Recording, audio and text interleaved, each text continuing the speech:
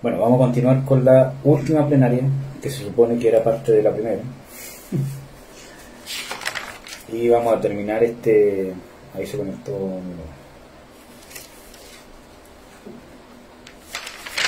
Vamos a tratar de hacer una maratónica, como lo hacen otros hermanos, y a tratar de terminar esto de una.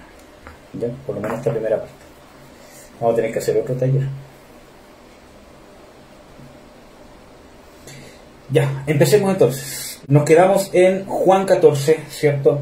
Y nos quedamos en el versículo 2, cuando el Señor Jesucristo dice: y en la casa de mi Padre muchas moradas hay. Y nos quedamos en casa de mi Padre. ¿Qué es casa de mi Padre? La iglesia. El conjunto de creyentes, el creyente en particular. No es el cielo, de eso estamos seguros, lo que dice la Biblia. Lo importante es lo que nos dice la Escritura, no lo que nos dicen otras personas. Lo importante es lo que dice la Escritura. Entonces, la casa de mi Padre es la iglesia, es el conjunto de creyentes, ya lo vimos, es morada del Espíritu Santo, tanto en el conjunto de creyentes como en el creyente en particular. Ya, vamos a seguir analizando. En la casa de mi Padre muchas moradas hay. De otra manera os lo hubiera dicho: voy pues a preparar lugar para vosotros. Entonces, lo que se cree es que el cielo, la casa de mi Padre, muchas moradas, habitaciones, ciertos lugares donde habiten los creyentes hay. Ahora vamos a ver, esa morada, ¿realmente son los cielos? Vamos a ver Efesios 2:6.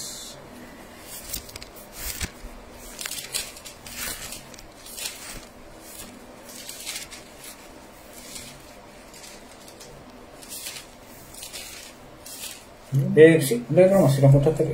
Y juntamente con Él nos resucitó, y asimismo nos hizo sentar en los lugares celestiales con Cristo Jesús.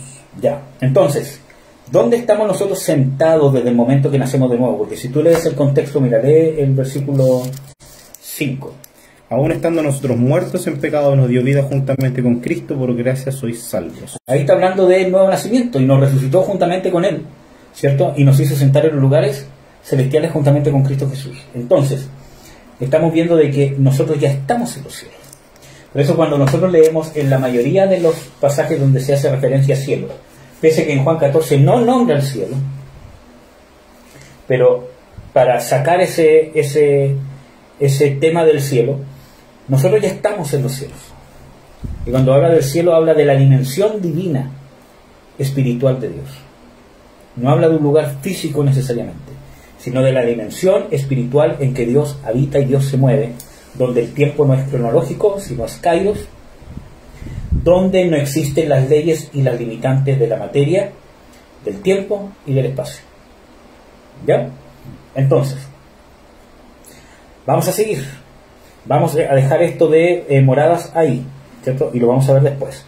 Dice: me voy a preparar lugar para vosotros. Entonces, lo que se quiere decir es que Jesús, cuando está diciendo voy a preparar lugar para vosotros, que ya vimos que no es el cielo, pero ¿cómo se llama? Lo que se piensa es que va a ir a preparar al cielo una morada en nosotros durante todo este tiempo que Él está arriba, la está preparando. Vamos a ver si realmente la iglesia dice eso, ¿ya? Ahora, cuando dice Él, antes de decir voy a preparar lugar para vosotros, dice voy pues. ¿A dónde va? ¿Dónde dice el contexto bíblico que va Jesús?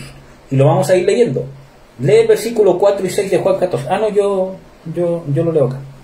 El versículo 4 al 6 dice: y sabéis a dónde voy, y sabéis el camino. Dícele Tomás: Señor, no sabemos a dónde vas. ¿Cómo pues podemos saber el camino? Jesús le dice: yo soy el camino y la verdad y la vida. Nadie viene al Padre sino por mí. ¿A dónde iba Jesús? Al Padre. Hasta ahora ustedes pueden decir, bueno, va al Padre, va al cielo y va a estar en los cielos. Ya sabemos de que la casa de mi Padre no es el cielo. Pero vamos a sacar esa duda con los otros versículos bíblicos. Veamos el mismo contexto de este mismo pasaje en el versículo 28 al 31. Dice: habéis oído cómo yo os he dicho, voy y vengo a vosotros. En esta frase muchas veces creen, porque es el mismo contexto, es el mismo diálogo de Jesús con sus discípulos, no hay ningún lugar donde se hayan ido a otro lugar y después Jesús sigue hablando, es el mismo diálogo, ¿cierto? Y dice: he dicho que voy y vuelvo. Entonces, cuando ese voy y vuelvo, ellos creen de que voy y el vuelvo es la segunda venida. Vamos a ver si realmente es así. ¿Qué versículo dije? El 28 al 31. Dice: habéis oído cómo os he dicho, voy y vengo a vosotros. Si me amaseis, ciertamente os gozaríais, porque he dicho que voy al Padre, pues el Padre mayor es que yo. Y ahora os he dicho antes de que se haga, para que cuando se hiciere creáis. Ya no hablaré mucho con vosotros, porque viene el príncipe de este mundo, mas no tiene nada en mí. Empero para que conozca el mundo que amo al Padre, y como el Padre me dio el mandamiento, así hago. Levantaos, vamos de aquí. Hermanos, ¿a qué se estará refiriendo el Señor? Con los pasajes que hemos visto.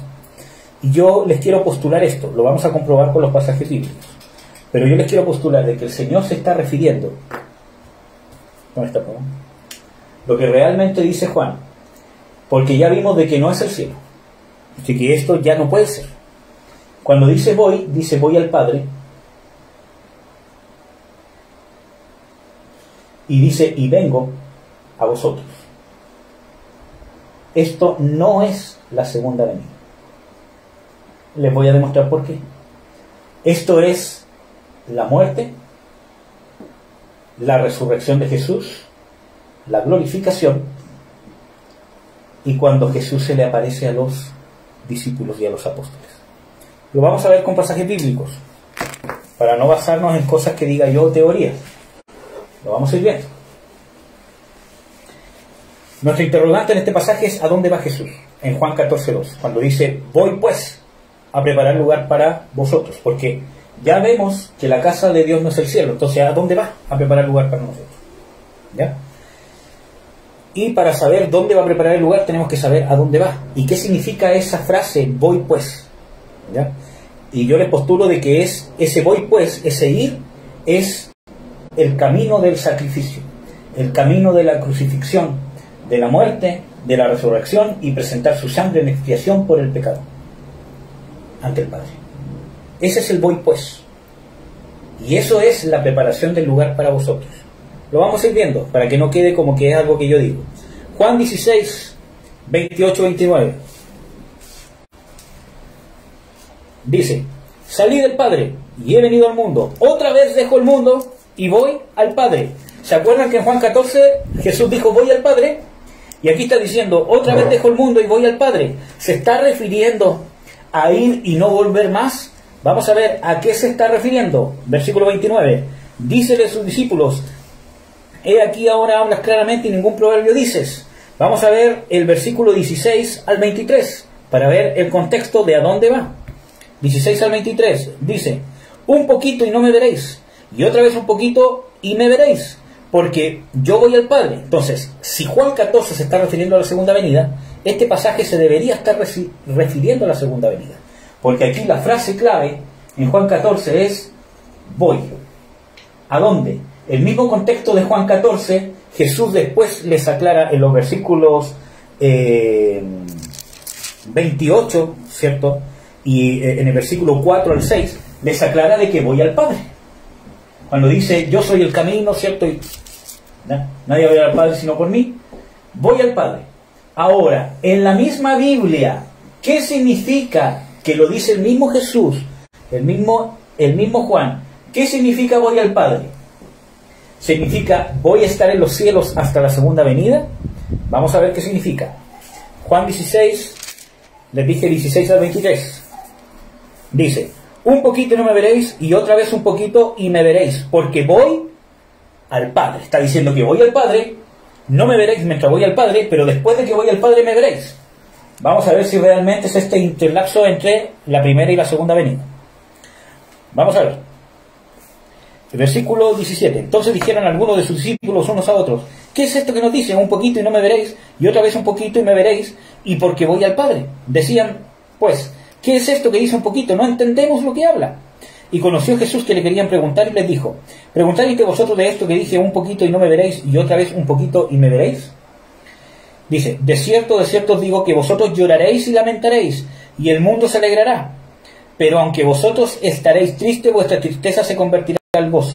La mujer cuando pare tiene dolor porque es venida su hora, mas después que ha parido un niño, ya no se acuerda de la angustia por el gozo que haya nacido un hombre en el mundo.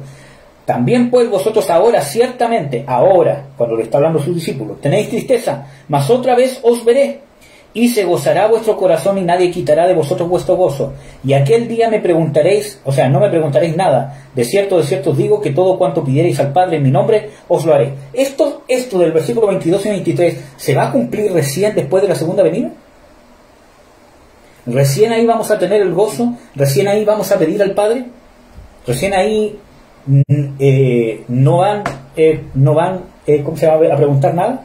¿No es lo que se cumplió después de la resurrección del Señor Jesucristo? ¿No dice las Escrituras de que Él les abrió el entendimiento después de resucitado y ellos recién entendieron las Escrituras?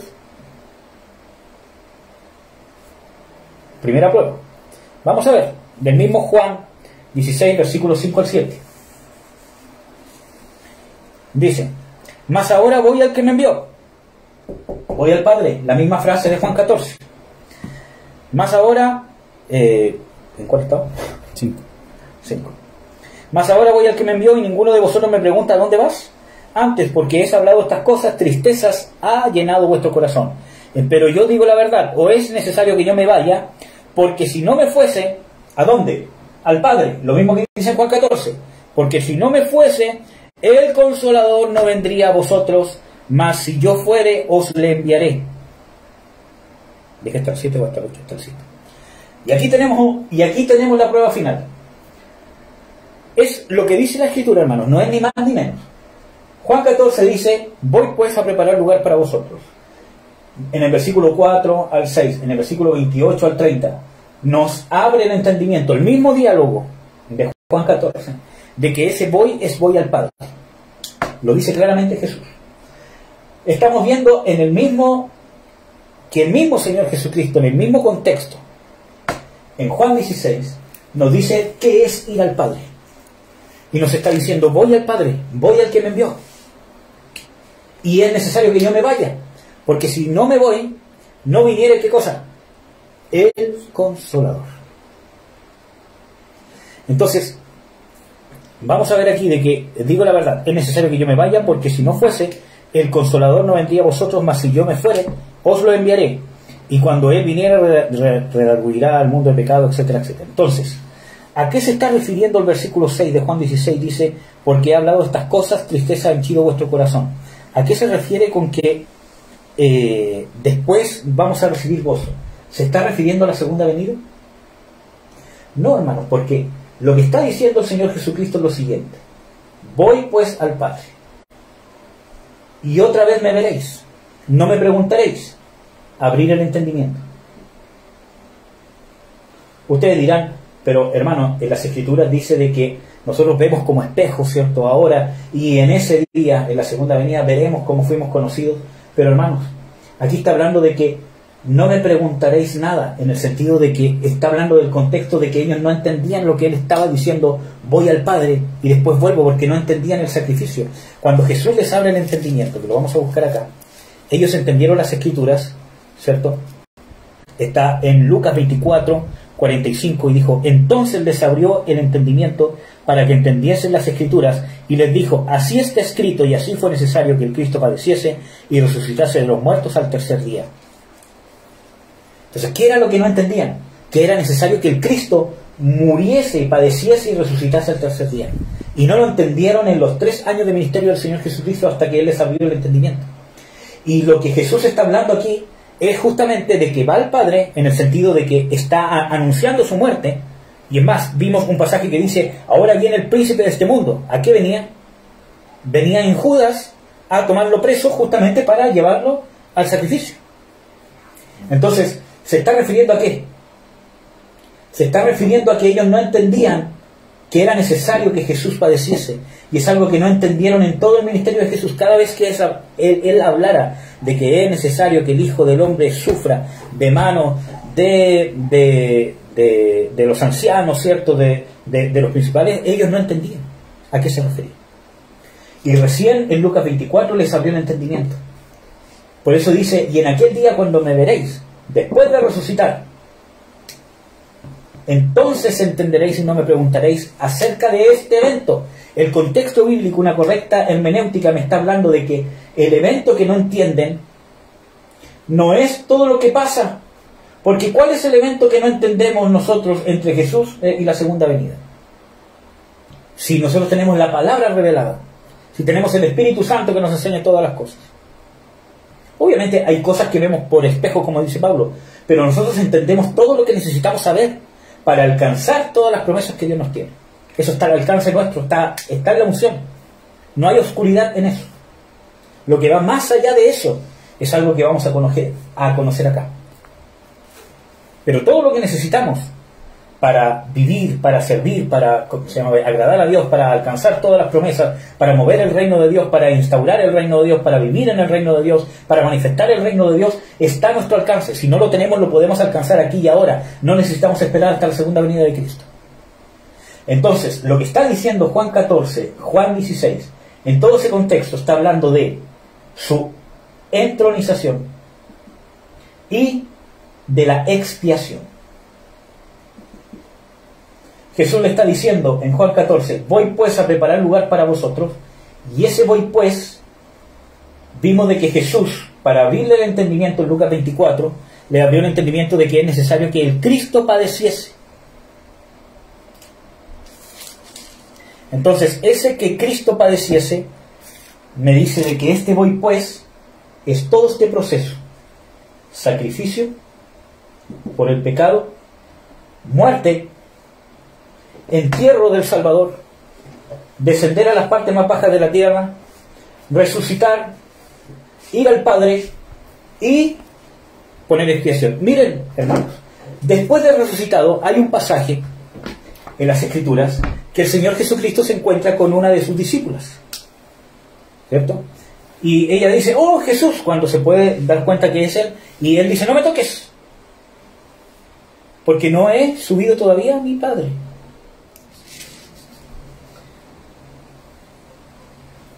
20:17, Juan 20:17. Juan 20:17, gracias. Jesús le dijo, no me toques porque aún no he subido a mi Padre, mas ve a mis hermanos y diles, subo a mi Padre y a vuestro Padre y a mi Dios y a vuestro Dios. Ya. Es importante, ¿era Juan cuánto? Juan 20:17. Juan 20:17 se encuentra una de las discípulas de cierto el Señor Jesucristo y se encuentra con Jesús resucitado, pero dice, no me toques porque aún no he subido a mi Padre. Decid pues a mis discípulos, voy a mi Padre, lo que veíamos en Juan 14, voy al Padre, ¿a qué? A preparar lugar para vosotros. Por eso dice, voy a mi Dios y a vuestro Dios, porque el sacrificio estaba consumado. Ahora el Padre podía ser su Dios, el Dios de las personas, por medio de que Jesús lo había hecho posible. Entonces vemos de que el contexto bíblico nos habla de que ese voy pues a preparar lugar para vosotros está el sacrificio, la muerte, el entierro de Salvador, el descenso al Hades, que no lo pudieron sujetar las cadenas de la muerte porque era imposible, la ascensión, que incluye la resurrección, la entronización. Cuando se encontró aquí con la discípula, se encontró en el intertanto de esa ascensión. Y se presentó al Padre ¿a qué? En Hebreos dice que como sumo sacerdote se presentó ante el Padre para presentar su sangre en expiación por la humanidad. Por eso, voy a mi Padre, a mi Dios y a vuestro Dios. Porque Jesucristo lo había consumado. Ahora faltaba presentarlo ante el Padre. Pero ya estaba hecho, el sacrificio ya estaba hecho. Ahora se tenía que presentar como sacerdote, presentando el sacrificio agradable a Dios que expiaba el pecado de la humanidad. Eso tiene contexto bíblico. Y después dice, y dejaré al Consolador o al Espíritu Santo.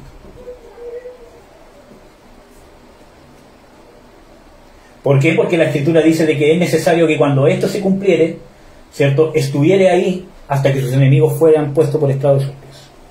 Entonces, el contexto bíblico de Juan 14, según lo que hemos visto, el mismo pasaje de Juan, el mismo Juan 14 nos dice de que a dónde iba, no dice que iba al cielo.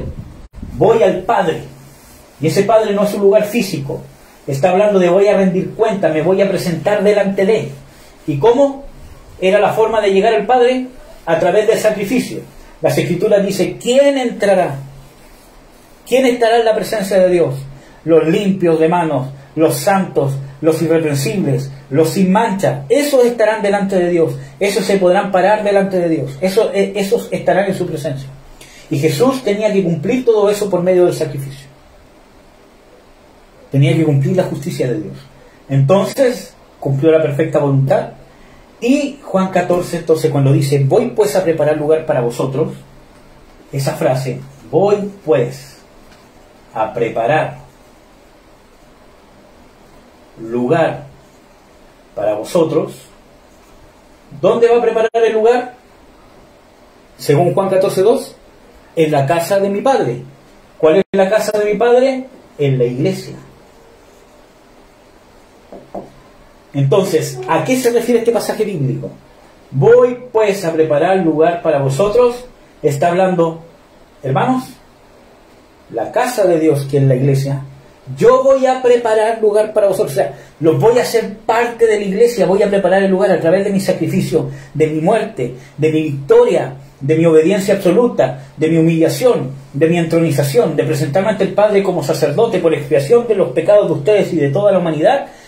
A eso es preparar lugar para vosotros, para que ustedes sean injertados a la iglesia a través del nuevo nacimiento. Esto no es un versículo escatológico.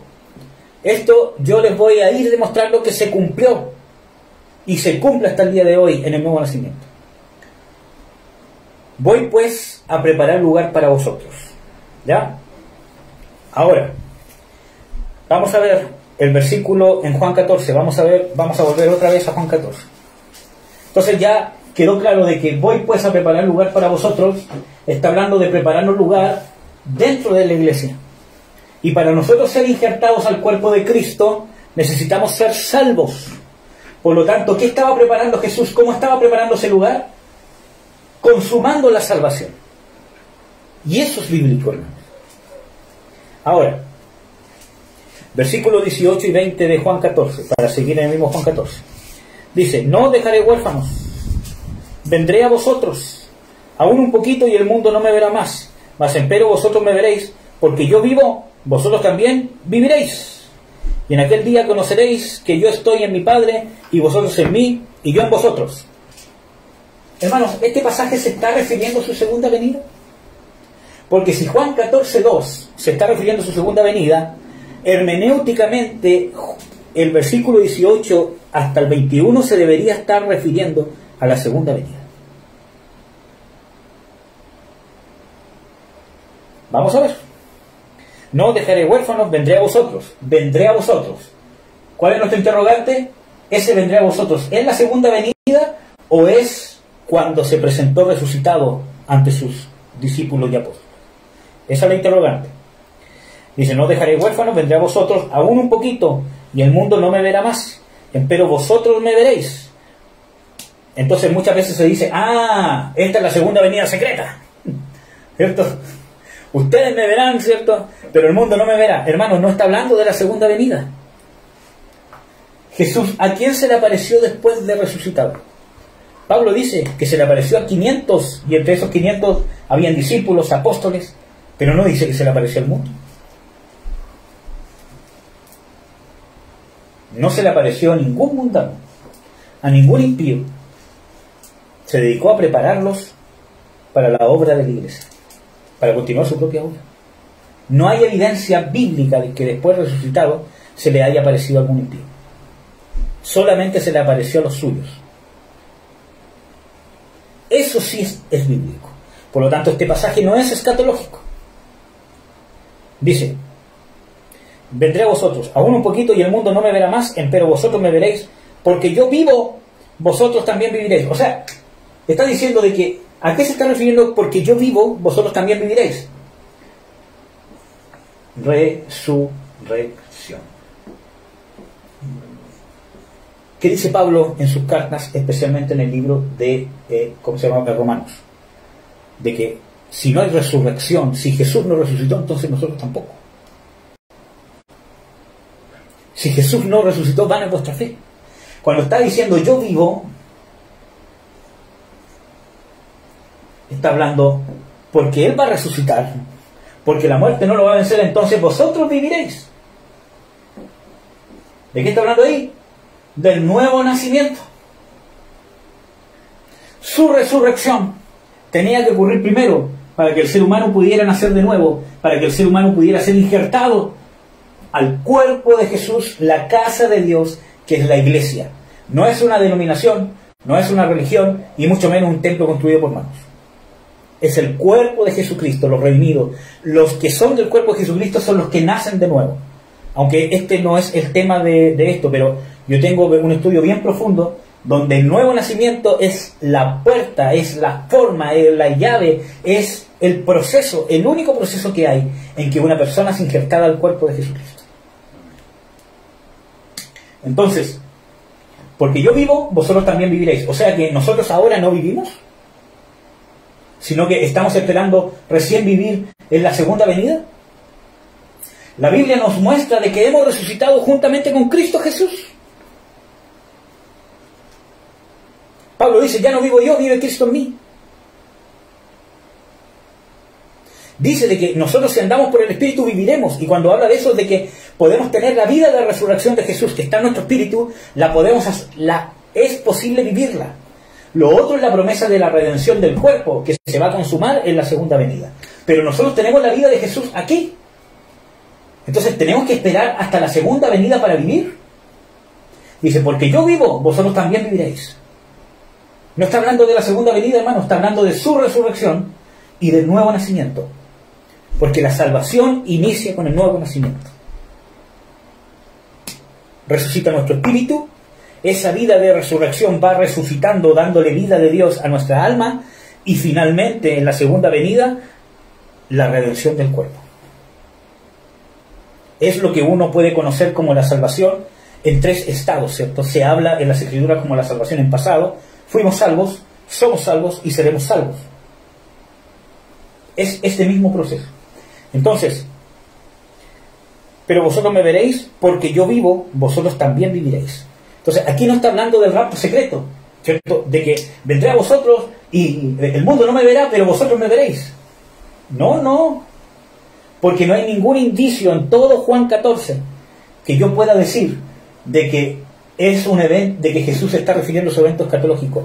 Jesús viene hablando, y todos estos pasajes están hablando de la necesidad de su sacrificio, que viene el príncipe de este mundo, que va a ser entregado, etcétera, etcétera. Entonces tengo que analizar el contexto de lo que está hablando Jesús. Entonces, hermanos, bueno, vamos a seguir, porque si no me voy a quedar en esto pegado.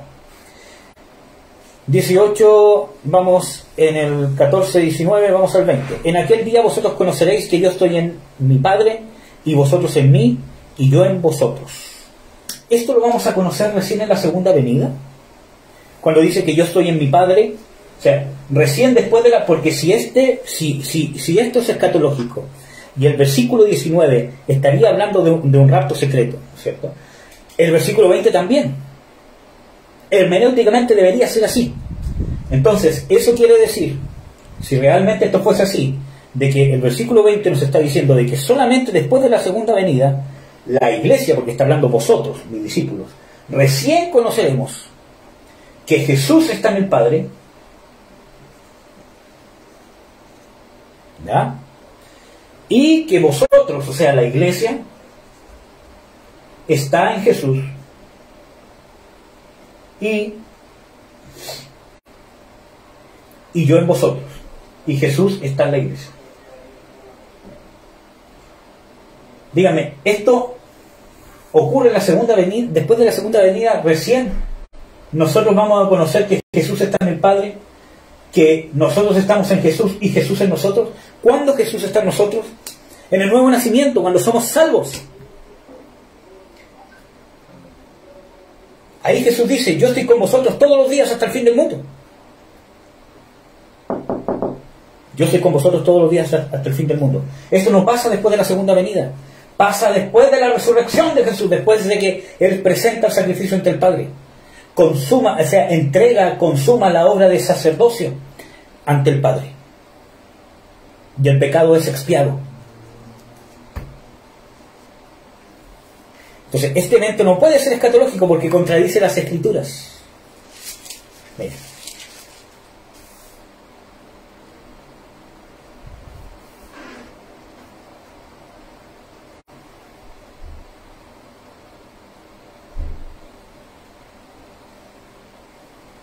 Vamos a ver, primera de Juan 1.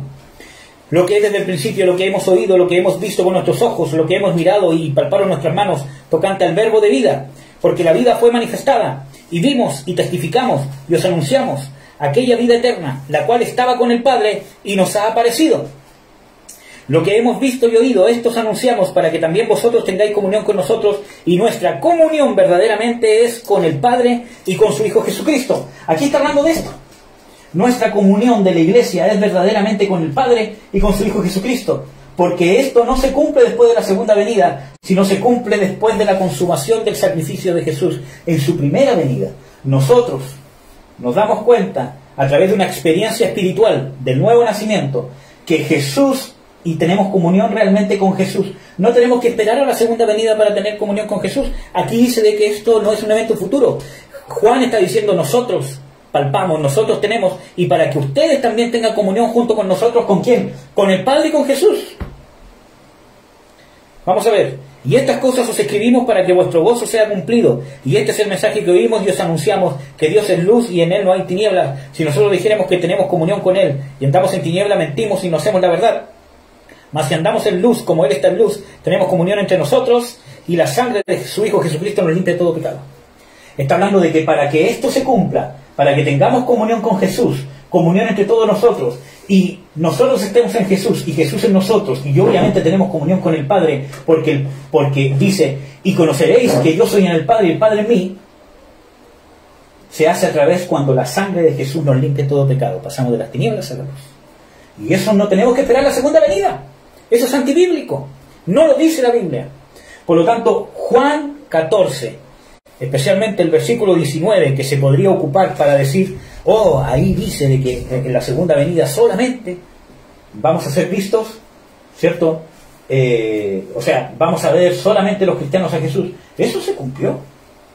Después, Jesús resucitado solo se le apareció a sus discípulos.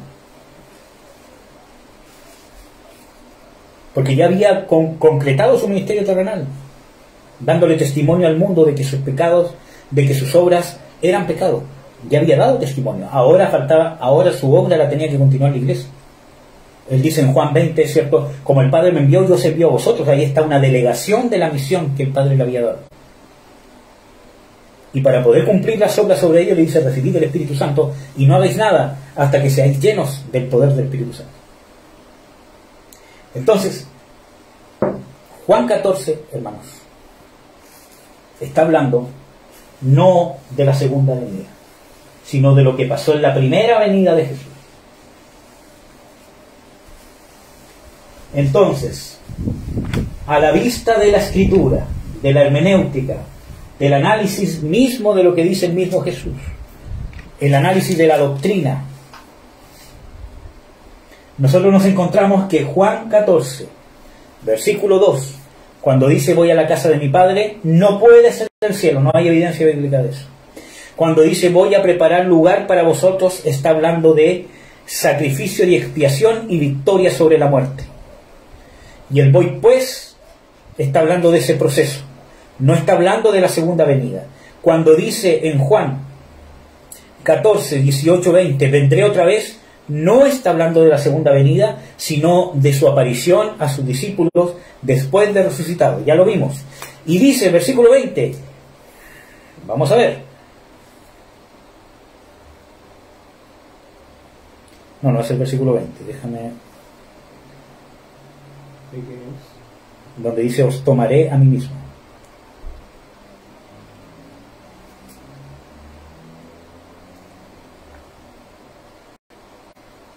Aquí está, el versículo 3, perdón, me equivoqué.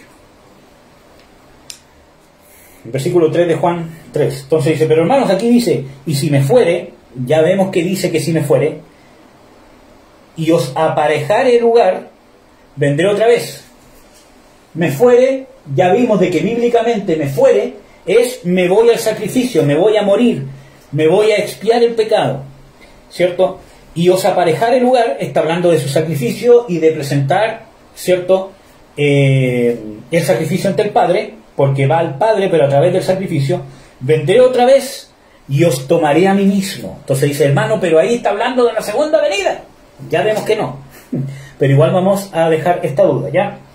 Dice, os tomaré a mí mismo para que donde yo estoy, vosotros también estéis. Jesús dice, donde yo estoy, no donde yo estaré con el Padre. Donde yo estoy.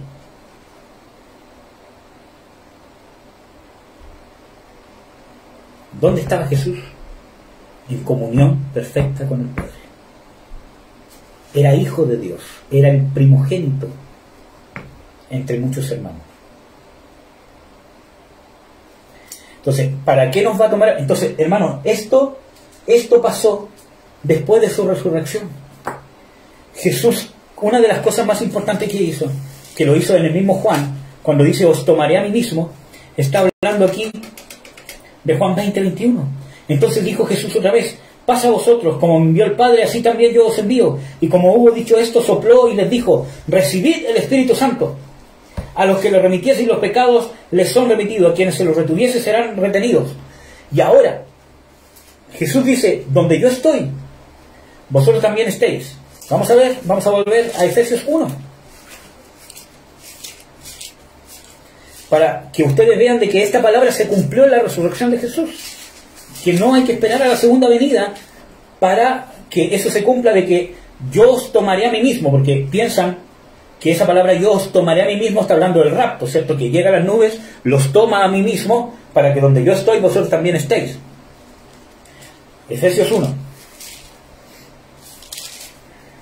Dice, Efesios 1:20, la cual obró en Cristo resucitándole de los muertos y colocándole a su diestra, ¿dónde? En los cielos, sobre todo principado, potestad y potencia y señorío, sobre todo el nombre que se nombra, y sobre todo este siglo, más aún en el siglo venidero, y sometió todas las cosas debajo de sus pies, y lo dio por cabeza sobre todas las cosas a la iglesia. ¿Dónde está Jesús por medio de la resurrección de entre los muertos? ¿Dónde le colocó Dios? A su diestra en los cielos.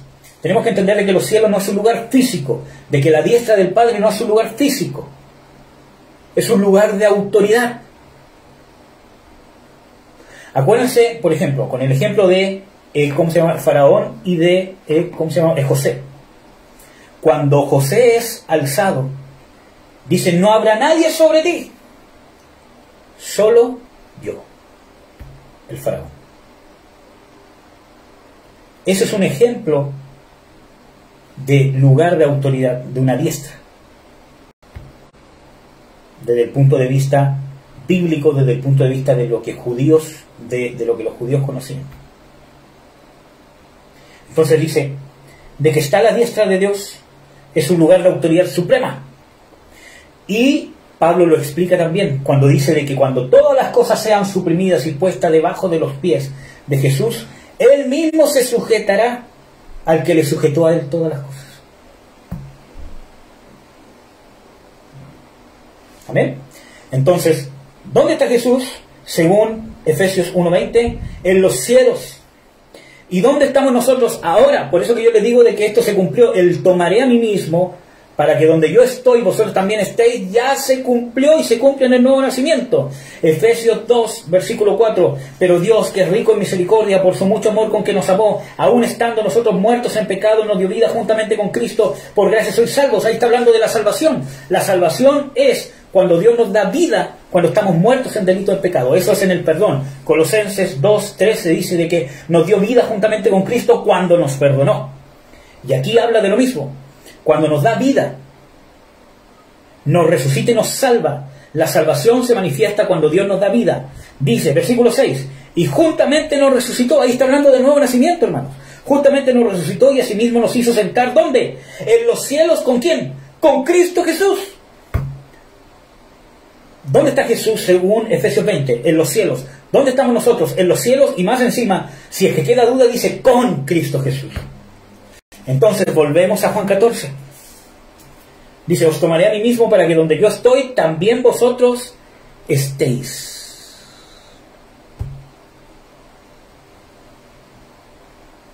Juan 15, 9, 10 dice: como el Padre me amó, también yo os he amado. Estad en mi amor. Si guardareis mis mandamientos, estaréis en mi amor, como yo también he guardado los mandamientos de mi Padre y estoy en su amor. ¿Dónde estaba Jesús? En el amor del Padre. Dice: si guardáis mis mandamientos, estaréis en mi amor, y mi amor está en el amor del Padre. ¿Cuándo se cumplió esto, hermanos? Esto no es un pasaje escatológico. Sé que esto van a empezar a decir, pero no, es que aquí, allá, y les explota la cabeza. Pero Juan 14 no es un evento escatológico. Es como si el Señor Jesucristo habla y está hablando de su muerte, está hablando de su crucifixión, de su resurrección, de sus pecados, ¿cierto? Está hablando de eso y dice: y cuando venga en mi segunda venida, y después vuelve a hablar de la muerte. Entonces, todo el contexto de todo lo que está diciendo está preparando. Incluso en Juan 15 también está hablando de su muerte. Dice: ya no os llamaré siervos, sino amigos. Porque no hay amor más grande que este, que un amigo ponga su vida por sus amigos. Todo el contexto de todos estos capítulos está hablando Jesús de su muerte y de su resurrección. No está hablando de su segunda venida. Está hablando de que vendrá el Consolador, y eso pasó después de su resurrección. Eso no va a pasar después de la segunda venida. Entonces, Juan 14 no es un evento escatológico. Está solo hablando del sacrificio de Jesús. Entonces, cuando dice: y os tomaré a mí mismo, no está hablando del rapto secreto. Para que donde yo estoy, no está hablando de los cielos o la atmósfera. Ya vimos de que la casa del Padre no es el cielo. Y vosotros, donde yo estoy, vosotros también estáis. Eso se cumplió en Efesios 1, 20 al 23 y en Efesios 2, 6. Y en Juan 15, 9 al 10 también nos muestra de que Él estaba en su amor. Y de que ahí iban a estar después de su resurrección. Acuérdense que en Romanos 5 dice de que el Espíritu Santo ha derramado el amor de Dios sobre nosotros. Era necesario el sacrificio del Señor Jesucristo para que nosotros pudiéramos estar en su amor. Y es más, para que pudiéramos guardar los mandamientos, para que pudiéramos ser injertados a la vida, que es Jesús. Eso se hace a través del nuevo nacimiento. ¿Ya? No es un evento escatológico. ¿Ya? Ya vimos donde yo estoy. Veamos el versículo 19 al 26. Bueno, vamos a leer desde el 21 porque lo otro ya... vamos a ver el versículo 20. Dice: en aquel día vosotros conoceréis que yo estoy en mi Padre. Dice yo estoy en tiempo presente. Entonces, miren, vamos a leer otra vez el versículo 3. Os tomaré a mí mismo para que donde yo estoy. Versículo 20. En aquel día vosotros conoceréis que yo estoy en mi Padre. Eso va a ser en la segunda venida, después de su resurrección. Y Él dice no que yo estaré en mi Padre, dice que yo estoy en mi Padre. Entonces, ¿qué está diciendo el versículo 3? Os tomaré a mí mismo para que donde yo estoy. ¿Dónde estaba Jesús? En el Padre. Para que donde yo estoy vosotros también estéis. Y dice, dice el versículo 20: en aquel día vosotros conoceréis que yo estoy en mi Padre y vosotros en mí y yo en vosotros. Entonces, ¿cómo va a ser ese tomar a mí mismo? Que del hecho de que Jesús esté en nosotros, a través del nuevo nacimiento, de la consumación de su sacrificio, y a través de que nosotros estemos en Jesús, ¿dónde estamos nosotros? En el Padre. Por eso dice: decid a Pedro, ¿cierto? Y a todos, de que suba a mi Padre, a mi Dios y a vuestro Dios. Porque después del sacrificio de Jesús, Dios, el Padre, se hizo nuestro Dios. No es que Dios no sea Dios del pueblo de Israel, de que Dios no sea Dios de todas las cosas, sino Dios como de un pueblo santo de Dios. Amén. Bueno, sigamos. Versículo 21. El que tiene mis mandamientos y los guarda, aquel es el que me ama, y el que me ama será amado de mi Padre, y yo le amaré y me manifestaré a él. Dícele Judas, no el Iscariote: Señor, ¿qué hay que te haya de manifestar a nosotros y no al mundo? Hermanos, aquí no está hablando de la segunda venida, por favor. ¿verdad? Aquí uno puede decir, pero hermano, ese versículo 22 está hablando de la segunda venida. No, Jesús está hablando en el versículo 21, el que guarda mis mandamientos, yo me manifestaré a él. Y dice, ¿cómo te manifestarás a nosotros si nosotros guardamos tus mandamientos y no al mundo? Y vamos a ver a qué se refiere con esa manifestación. Versículo 23, para que el mismo texto nos responda. Respondió Jesús y le dijo, el que me ama mi palabra guardará, y mi Padre le amará, y vendremos a él y haremos con él, ¿qué cosa? Morada. Lo mismo de la casa del Padre. ¿Somos templo de qué? Del Espíritu Santo. Somos habitación de Dios en el Espíritu. Somos la casa de Dios. Ahí se cumplió la palabra, hermanos. En la consumación del sacrificio de Jesucristo, su victoria y su expiación por nuestro pecado ante el Padre como sumo sacerdote. Y aquí el mismo texto lo dice, el mismo Juan 14, hermanos. Vamos a seguir leyendo hasta el 26. El que no me ama no guarda mis palabras, y las palabras que habéis oído no es mía, sino del Padre que me envió. Estas cosas os he hablado estando con vosotros. Entonces, ¿cómo responde esta pregunta de Judas, no el Iscariote, cierto? ¿Cómo te has de manifestar al mundo y no a nosotros? No es la segunda venida. Porque dice, el que guarda mis mandamientos, me manifestaré a él. Y en el versículo 23 explica qué es esta manifestación. Es que yo y el Padre vamos a vivir dentro de ti. El nuevo nacimiento. Y esa es la diferencia con el mundo. Porque dice, ¿cómo te vas a manifestar a nosotros y no al mundo? Porque no voy a vivir dentro de los mundanos. Voy a vivir dentro de los que guardan mis mandamientos, de los que se convierten. Eso lo dice el mismo pasaje, el mismo Jesús que empezó hablando de este tema lo responde aquí mismo. Ni siquiera estamos yendo a otro pasaje. El mismo diálogo de Jesús lo responde. Juan 14 no es un evento escatológico. Versículo 26. Mas el Consolador, porque aquí va a explicar cómo va a ser, si él acaba de decir de que después no va a estar, ¿cierto? Mas el Consolador, el Espíritu Santo, el cual el Padre enviará en mi nombre, Él os enseñará todas las cosas y os recordará todas las cosas que os he dicho. Y ahí está hablando de que ¿cómo va a morar en nosotros Jesús y el Padre? A través del Espíritu Santo.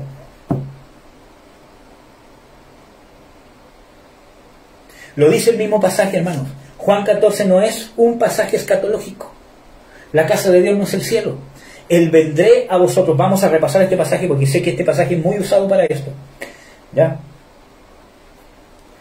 Nosotros vemos de que cuando dice, vamos a leer otra vez este pasaje. No se turbe vuestro corazón, creéis en Dios, creed también en mí. Aquí está hablando que no se turbara su corazón por lo que iba a pasar. Porque iban a ver de que su maestro iba a ser crucificado. Jesús mismo dice de que se va a cumplir lo que está escrito, heriré al pastor y las ovejas serán esparcidas. Dice de que todos huyeron. ¿Cierto? Entonces, dice, no se turbe vuestro corazón por lo que me va a pasar, entre comillas, ¿cierto? O por las cosas que van a ver, porque ellos iban a ver de que su maestro, que les dijo que era el Hijo de Dios, etcétera, etcétera, iba a morir en la cruz. No se turbe vuestro corazón, creéis en Dios, creéis también en mí. En la casa de mi Padre muchas moradas hay. En la iglesia, que está preparada desde el principio, que es mi cuerpo, muchas moradas hay. La puerta abierta está para ustedes a ser parte del pueblo de Dios. Dice, de otra manera lo hubiese dicho, voy pues a preparar lugar para vosotros. Está hablando, ahora voy al sacrificio, ahora voy a morir, voy a ser muerto, sepultado, descender al Hades, al infierno, voy a ascender en él, y de ahí voy a resucitar, voy a ir al Padre, voy a presentar el sacrificio y voy a ser entronizado. Por eso después, cuando ve a sus discípulos, en Mateo 28 dice, toda potestad me ha sido dada, ahí está hablando de su entronización. Por tanto, id y haced discípulos a todas las naciones. Por tanto, por causa de que lo consumé. Entonces, esas moradas que hay, es nuestra parte en el cuerpo de Cristo, en la iglesia. Dice, si me fuere, os aparejaré lugar. Vendré otra vez, después de aparejar el lugar, después de consumar el sacrificio, después de ser entronizado. Después de consumado eso, vendré otra vez. Y se les apareció, ¿no? Esto sí se cumplió. Se les apareció y más de una vez. Dice, ¿cierto?, en Hechos que estuvo por lo menos 40 días hablándoles del reino. Juan quizás es uno de lo que describe ¿cómo se llama?, con detalle algunas de las apariciones del Señor Jesucristo después de haber resucitado. Entonces, dice, y os tomaré a mí mismo, o sea, cuando consume el sacrificio, y los venga a ver después de resucitado, no su segunda venida, os tomaré a mí mismo, para que donde yo estoy en el Padre, vosotros también estéis. Y ahí está hablando de lo que Jesús hizo con ellos después de resucitado. Les abrió el entendimiento, sopló sobre ellos para que recibiesen el Espíritu Santo. En ese momento ellos estaban en el Padre, estaban en Jesús, Jesús en ellos y ellos en el Padre. Y fueron uno. Acuérdense de que Pablo dice, el que está en Cristo, un espíritu es con él. En ese momento se consumó ser uno con Jesús y con el Padre. Amén. Versículo 4. Y sabéis a dónde voy y sabéis el camino. Le dice Tomás, bueno. Entonces ninguno de estos pasajes habla de escatología. Ninguno de estos pasajes habla de que el mundo no me verá, pero sí vosotros me veréis. Porque cuando habla de que me manifestaré a vosotros y no al mundo, Jesús lo explica. ¿Cómo va a ser eso? De que los que van a guardar mi mandamiento van a ser ustedes y yo voy a morar en los que guardan mi mandamiento.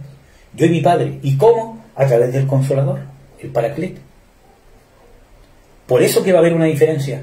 Por eso que el mundo no va a conocer mi manifestación, porque no se va a querer compartir. Por eso que Pablo también dice de que para el hombre natural las cosas de Dios son locuras, porque se han de discernir espiritualmente, porque no tiene el espíritu vivo para con Dios, está muerto en delitos y en pecados. Ven como todo concuerda con el panorama de todas las escrituras. No estamos tomando textos aislados para hacerlos decir que esto es escatológico. Juan 14 no es escatológico. ¿Ya? Quedaba por ver Juan 17. Ustedes lo pueden leer en su casa. Juan 17, versículo 11, versículo 13 al 16, versículo 20 al 23, versículo 24, versículo 25 al 26. No está hablando de la segunda venida, está hablando de ser uno con el Padre. Uno con Jesús. Yo en ellos, tú en mí. Y eso, bueno, lo vamos a leer, hermano, porque necesito convencerlo de que este pasaje no es escatológico. Y no convencerlo yo, sino que lo convence la Escritura. Juan 17, 11. Jesús está orando por sus discípulos. Dice, ya no estoy en el mundo, mas estos están en el mundo. Y yo a ti vengo, Padre. Otra vez, vengo a ti, Padre. No está hablando de irse para después volver en su segunda venida. Está hablando de su sacrificio. Voy a ti, Padre. Dice, y vengo a ti, Padre Santo, a los que me has dado, guárdalos por tu nombre, para que sean una cosa, como también nosotros. ¿De qué está hablando? De que su sacrificio iba a permitir de que ellos fuesen una cosa. Lo vamos a ver. Versículo 13 al 16.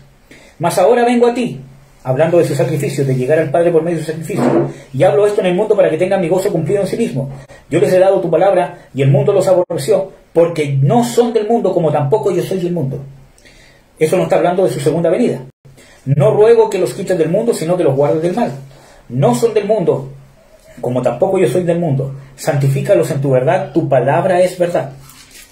Versículo 20 al 23. Mas no ruego solamente por estos, sino también por los que han de creer en mí por la palabra de ellos. Esto no pasa después de la segunda venida, hermanos.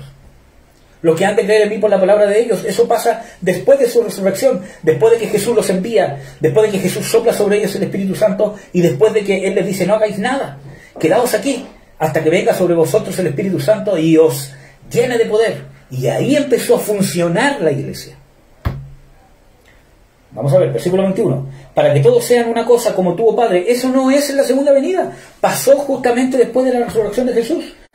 Para que todos sean una cosa como tú, oh Padre, en mí, y yo en ti, como también ellos sean en nosotros una cosa, para que el mundo crea que tú me enviaste. Y yo, la gloria que me diste, les he dado, para que sean una cosa, como también nosotros somos una cosa. Yo en ellos y tú en mí, para que sean consumadamente una cosa, que el mundo conozca que tú me enviaste y que los has amado, como también a mí me has amado.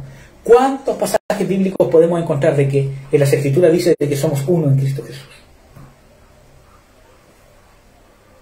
Creo que no es necesario buscar. ¿Ya?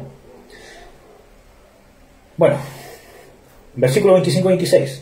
Padre justo, el mundo no te ha conocido, mas yo te he conocido, y estos han conocido que tú me enviaste. Y yo les he manifestado tu nombre, y se lo manifestaré aún. ¿Está hablando de la segunda venida? Está hablando de su resurrección. Para que el amor con que me has amado esté en ellos y yo en ellos. ¿Eso va a pasar en la segunda venida? Eso pasa en su resurrección. El amor de Dios ha sido derramado sobre nosotros, Romanos 5, por medio del Espíritu Santo. Cuando recibieron el Espíritu Santo se cumplió eso. Amén. Bueno, ¿qué hora es, Fran? 7:30. Ya. Entonces, este versículo no es escatológico. Perdonen que le eche abajo todo esto, pero tengo algunos pasajes bíblicos que hablan de el amor de Dios esté en ellos y Jesús en ellos, que ya los vimos algunos de Juan 15, que está hablando de lo que va a pasar, y de Romanos 5. ¿Ya? Pero ya no vamos a seguir insistiendo en este tema. Ahora,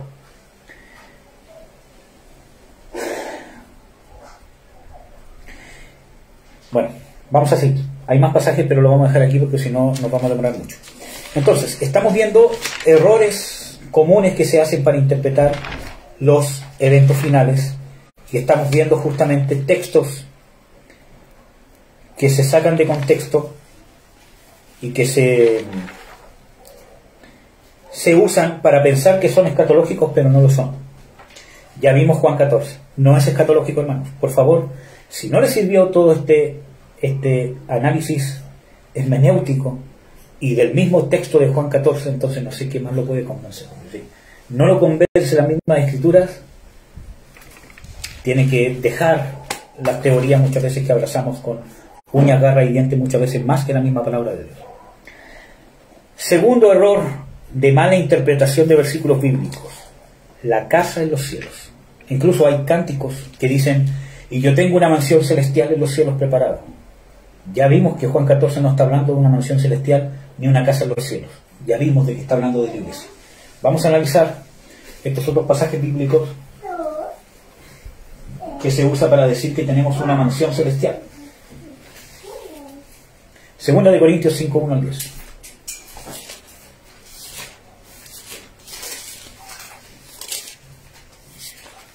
Hola mi niña hermosa, ¿cómo está? Despertó mi niño. ¿Cómo está mi bebé? Segunda de Corintios 5 del 1 al 10. Un besito, tírame un besito. Eso. Ya. Vamos a leer este pasaje y vamos a ir deteniéndonos en algunos versículos. Lo voy a leer yo para leerlo rápido, y parando y tratar de hacerlo lo más rápido posible, hermano. ¿Ya? Segunda de Corintios 5, versículo 1 en adelante. Porque sabemos que si la casa terrestre de nuestra habitación se deshiciere, tenemos de Dios un edificio, una casa no hecha de manos, eterna en los cielos. Ya, hermano, aquí se le fue todo lo que dijo. ¿Por qué? Porque dice de que tenemos en los cielos una casa, una morada. Ahí lo dice. Vamos a ver a qué se refiere. ¿Ya?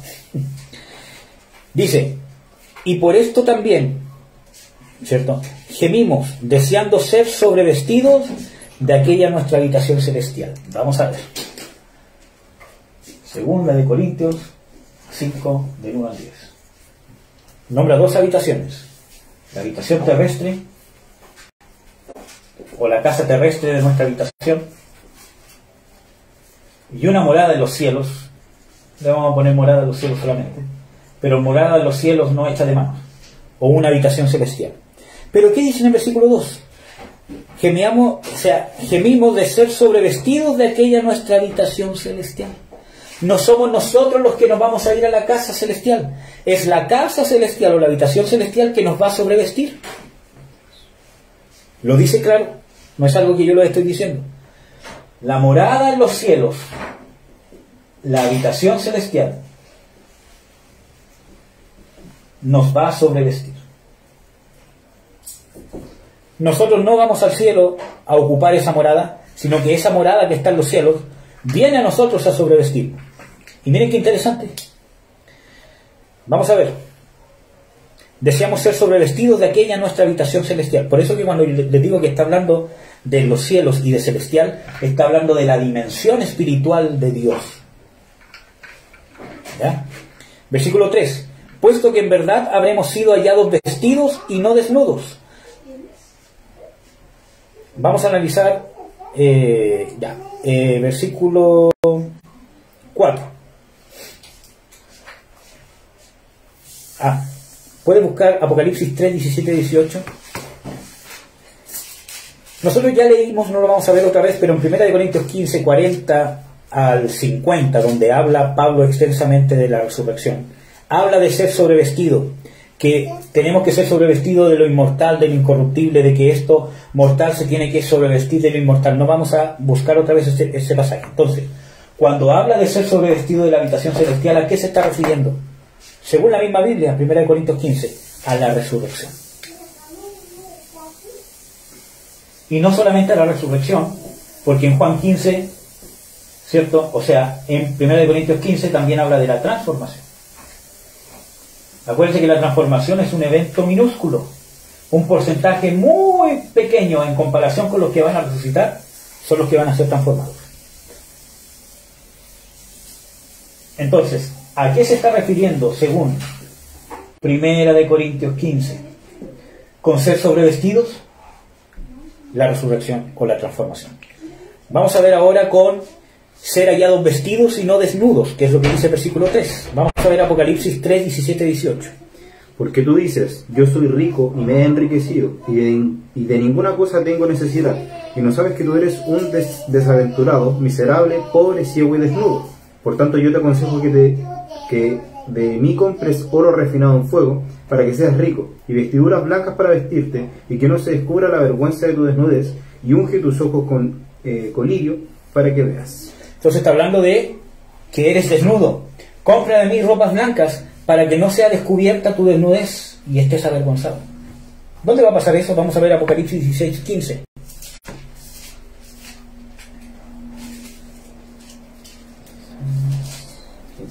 He aquí yo vengo como ladrón, bienaventurado el que vela, guarda sus ropas, para que no ande desnudo y vean su vergüenza.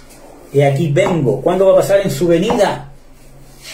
¿Qué va a pasar en su venida? La resurrección. ¿De qué está hablando de estar desnudo? De no tener el cuerpo glorificado, de las ropas blancas, de la resurrección, de la promesa de la vida. Amén. Lo dice la misma escritura. A eso se refiere con estar desnudos. Dice estar vestidos y no desnudos en 2 Corintios 5, 3. Versículo 4. Dice, porque asimismo los que estamos en este tabernáculo, ¿a qué se refiere con este tabernáculo? O en el versículo 1, si nuestra habitación terrenal se deshiciere, o nuestra casa terrestre, ¿está hablando de nuestras casas físicas? Vamos a ver. Porque asimismo estamos en este tabernáculo, gemimos agravados porque no quisiéramos ser desnudados. Ya vemos de que desnudados está hablando de la muerte y la resurrección, de cómo vamos a resucitar, sino sobrevestidos, para que lo mortal sea absorbido por la vida. ¿Qué decía en 1 Corintios 15? De que lo mortal tiene que ser sobrevestido de lo inmortal. La misma Biblia se está interpretando a sí misma. Entonces está hablando de la resurrección. ¿Ya? Entonces, gemimos, ser revestidos y no desnudos, de lo mortal sea absorbido por la vida. Ahora, vamos a ver el versículo 5. Mas el que nos hizo para esto nos hizo, mas el que nos hizo para esto mismo es Dios, el cual nos ha dado la prenda o las arras, dice la versión 1960, del Espíritu. Ya les expliqué que esa palabra arras es la garantía, o sea, la garantía de que vamos a ser revestidos de esta habitación celestial. Porque la habitación celestial, nosotros no vamos para allá. La habitación celestial viene a nosotros. De que vamos a ser revestidos de esta habitación celestial. Y de que no vamos a ser hallados desnudos si nuestra casa terrenal se deshiciere. La garantía es que el Espíritu Santo está en nosotros. ¿Amén? Ya. Versículo 6. Dice, así que vivimos confiados siempre y sabiendo que entre tanto que estamos en el cuerpo peregrinamos ausentes del Señor. ¿Estamos dónde? En el cuerpo. ¿A qué se refiere entonces La habitación terrestre, al cuerpo físico. ¿A qué se refiere la morada en los cielos, la habitación celestial? Al cuerpo glorificado.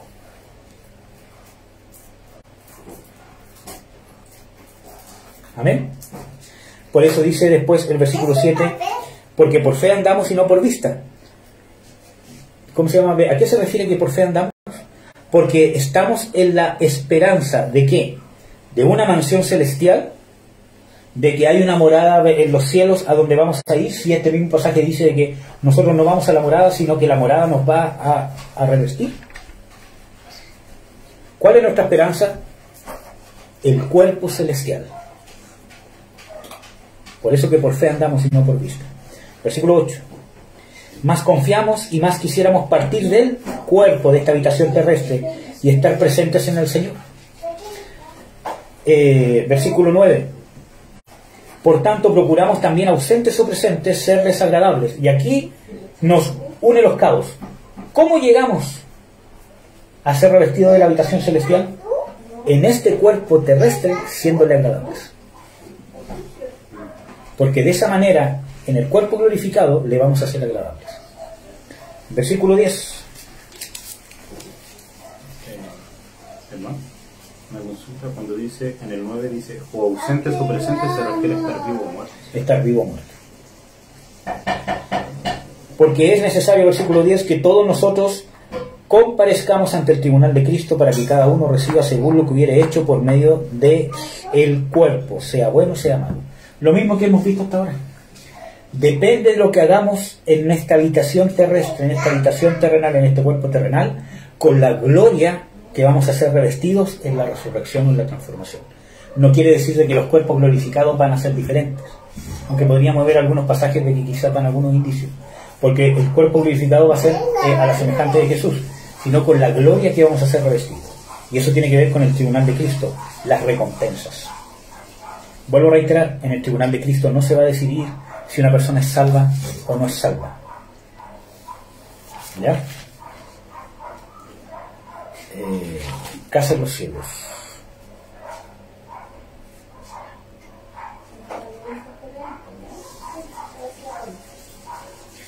Ya. Vimos ese error. ¿Cuánto tiempo nos queda? 15. Ya, vamos a tratar de ver esto en 15 minutos. Entonces vimos el error de que tenemos una morada en los cielos. Vimos de que esa morada en los cielos habla de lo mismo de Juan 14. O sea, al igual que Juan 14 no está hablando de una casa en el cielo. Cuando Pablo habla en 2 de Corintios 5 del 1 al 10 de la morada en los cielos, de que tenemos una casa en los cielos, no está hablando de un lugar físico. Está hablando de que de la naturaleza celestial de Dios tenemos un cuerpo de naturaleza espiritual con el cual vamos a ser sobrevestidos. De eso está hablando. Lo dice claro, el mismo texto. Vamos a ver otro error, ¿cierto?, de textos bíblicos que se sacan de contexto o que se cree que son escatológicos o que hablan del rapto y no. Por ejemplo, la típica frase, uno será tomado y el otro será dejado. Vamos a ver, Lucas 17, 30 al 37. Y este lo voy a tener que hacer más rápido, que es bastante largo en realidad.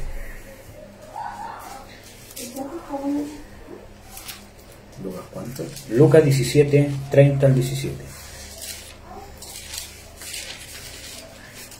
Dice, perdón, como esto será el día en que el Hijo del Hombre se manifestará. ¿Ya? Cuando habla de manifestará, habla de apocalipto. ¿Ya?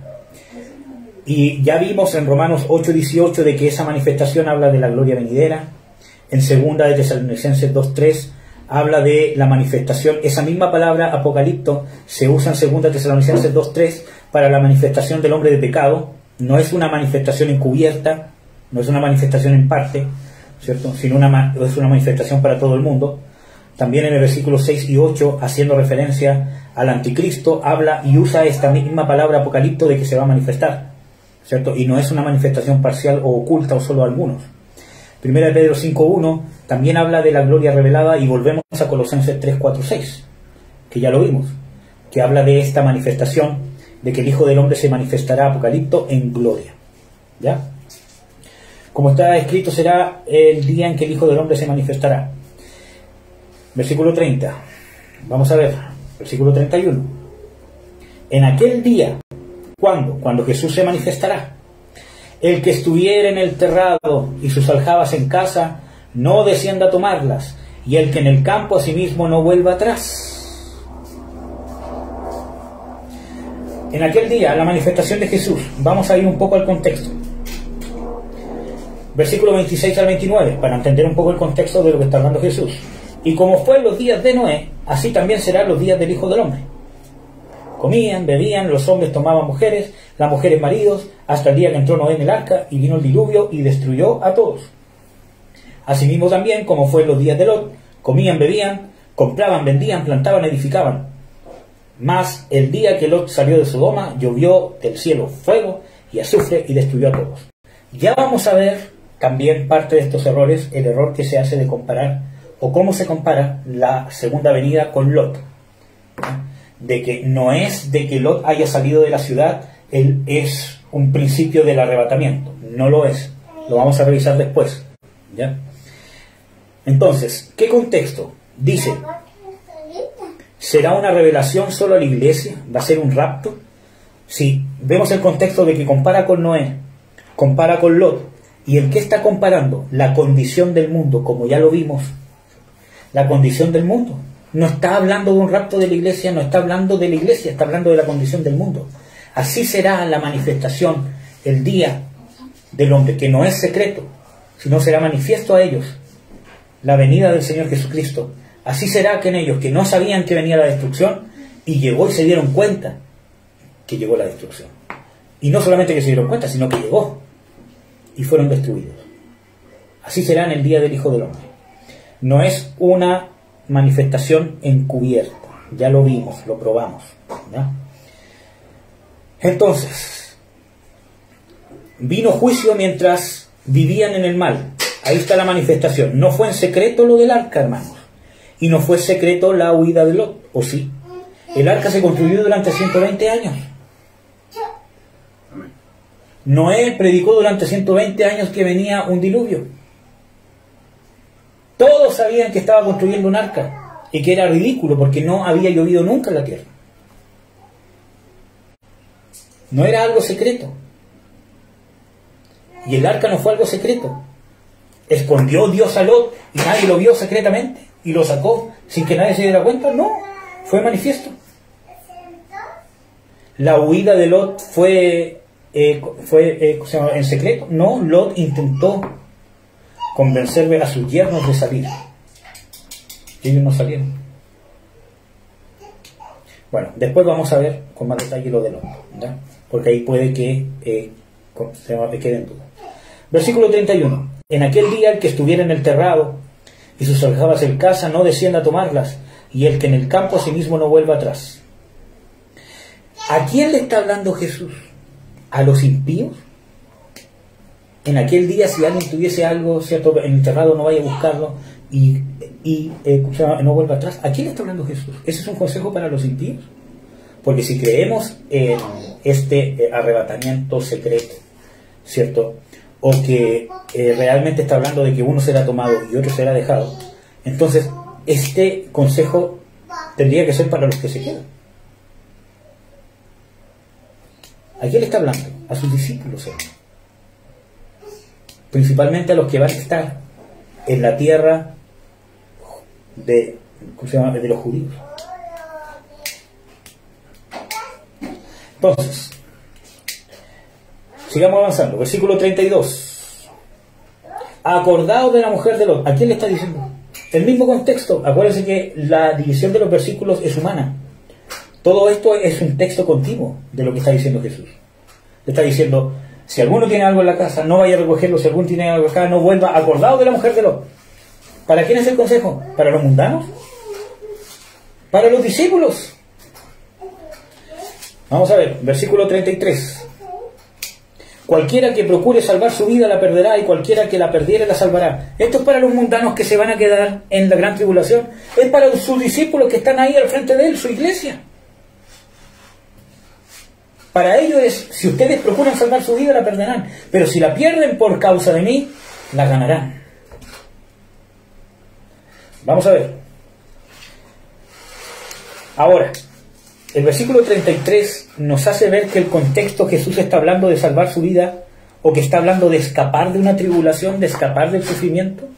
Al contrario, el versículo 33 dice, cualquiera que procure salvar su vida, la perderá. O sea, cualquiera que procure no pasar por esta tribulación, la perderá. Pero cualquiera que esté dispuesto a vivir la tribulación, la persecución que se va a dar en aquellos días, ganará su vida. Después vamos a ver esto con más detalle.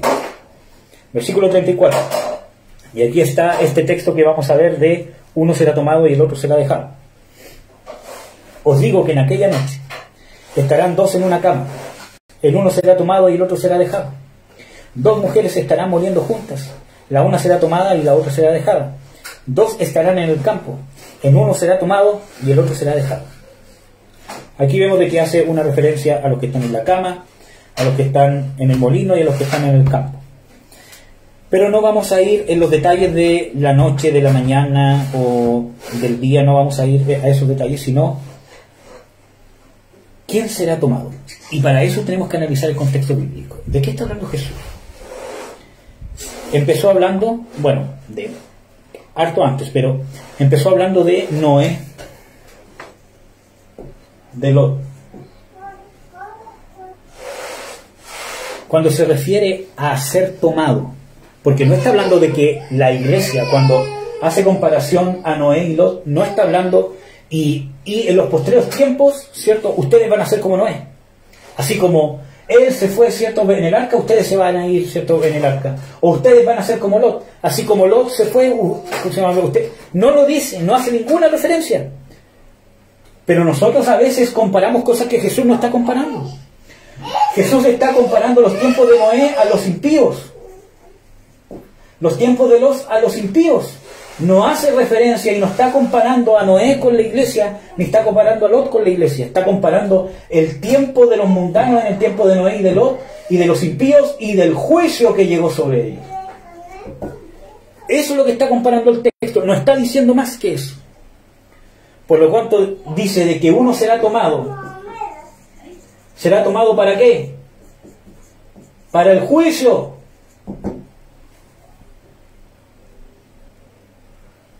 Vamos a ver. Versículo 37. Y respondiendo le dicen, ¿dónde, Señor? ¿Dónde qué? ¿Dónde serán tomados? Si él dice, uno será tomado, otro será dejado. ¿Dónde, Señor? ¿Estarán preguntando ellos dónde van a ser dejados? Si el texto obviamente está haciendo de que van a ser dejados, ¿dónde? Acá. Y él dice, donde estuviese el cuerpo muerto, allí se juntarán los águilas. Entonces, esta palabra tomado no es un tomado de tomar físicamente y poner en un lugar. Está de tomar, de tener a la persona y tomarla y pasarla en un juicio, llevársela en un juicio, destruirlo. Porque esta referencia de este pasaje de donde estuviese el cuerpo muerto, allá estará, allá se juntarán los águilas, está en Apocalipsis. En la batalla de Armagedón, cuando el anticristo con la bestia convence a las naciones para luchar contra el Señor Jesucristo, dice de que pelearán contra el Cordero y el Cordero los vencerá. Y ahí sale un ángel y dice, venid, aves de la tierra, y congregaos para que comáis carnes de reyes y de príncipes, ¿cierto? Pero no es un lugar que hayan sido tomados un lugar. Fueron tomados, destruidos en un juicio. El mismo texto lo dice, hermanos. Entonces, ¿dónde será tomado? Y esa palabra tomado es paralambano. Es asociarse o tomar o recibir. Y muchas veces nosotros creemos que porque esa palabra tiene ese significado, es que nosotros podemos decir de que, están siendo tomados para irse con el Señor. Hermanos, nosotros vamos a ver de que otro error importante de esto, ¿cierto?, es de que nosotros pensamos de que Dios nos promete ir al cielo. Y la Escritura no nos promete eso. Los únicos que están en el cielo ahora son los que mueren ahora en Cristo Jesús. Pero están esperando la promesa, que es heredar la tierra para siempre. Ya lo vamos a ver. Hoy día no creo, que ya no alcanzamos. Entonces, y esa palabra dejado viene del griego afemí. No sé si lo escribí bien y es afemí o afiemí. ¿Qué quiere decir? Abandonar, pero también se entiende por perdonar. Dejar libre de. Y eso tiene que ver con el juicio. El dejado será libre de el juicio. No está hablando de dejar en un lugar físico. Porque la tierra va a ser juzgada, va a ser tomada para destrucción. Pero los que van a ser dejados del juicio, que no van a pasar por el castigo que merece la humanidad, ¿son quiénes? Los fieles al Señor Jesucristo, los que lavaron sus ropas en la sangre del Cordero, los que son librados de la ira venidera. Esta es la ira venidera. Y nosotros somos perdonados, somos dejados, no somos tomados para la ira venidera. A eso se refiere el contexto bíblico. Amén. Aquí tengo innumerables pasajes, muchos pasajes, por lo menos 40, que se usa en la Biblia esa palabra en el griego, ¿cierto? Que aquí se usa para dejado como perdonar, librar de una catástrofe. ¿Eh? No los vamos a ver todos porque si no nos vamos a demorar mucho. ¿Cuánto nos queda? ¿O en cuánto estamos pasando? Nada, ya estamos listos. Ya, dame 5 minutos para terminar este tema de uno será tomado y otro será dejado.